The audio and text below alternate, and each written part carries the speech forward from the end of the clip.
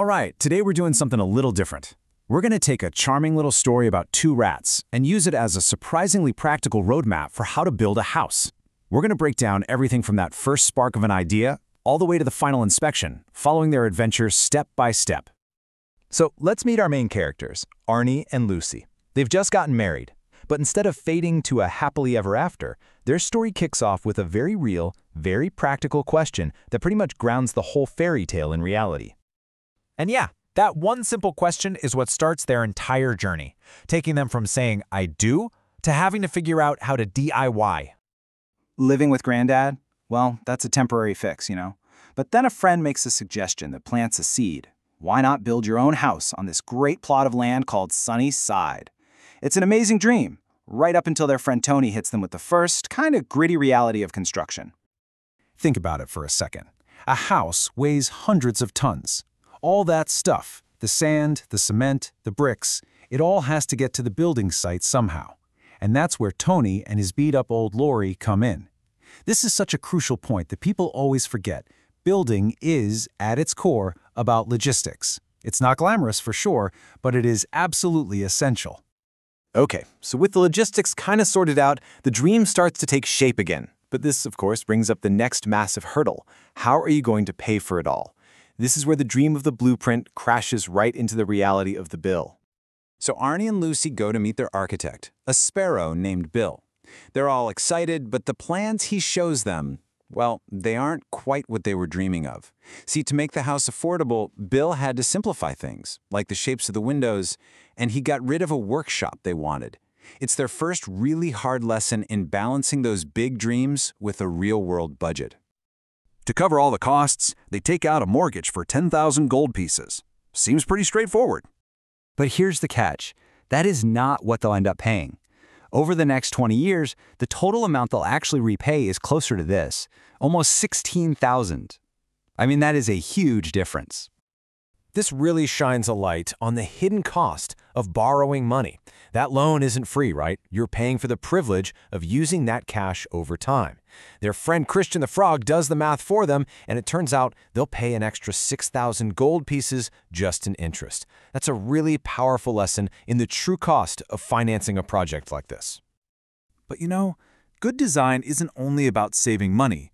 It's about being smart. Their architect, Bill, orients the house perfectly.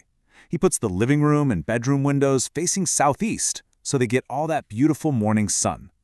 This design choice costs absolutely nothing, but it adds so much value to their daily lives.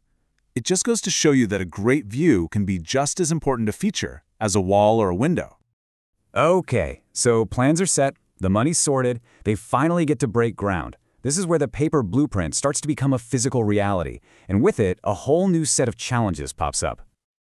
Arnie is working away, laying bricks, feeling pretty good about it, when Bill the architect flies by and spots something.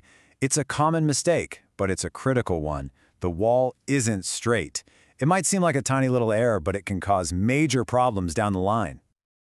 So how do you check if a wall is perfectly vertical? Well, you use a simple ancient tool, the plumb line.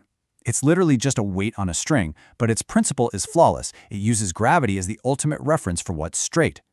Arnie uses one, and sure enough, Bill was right. The wall is crooked. And this isn't just about looks. A crooked wall can actually compromise the integrity of the whole structure.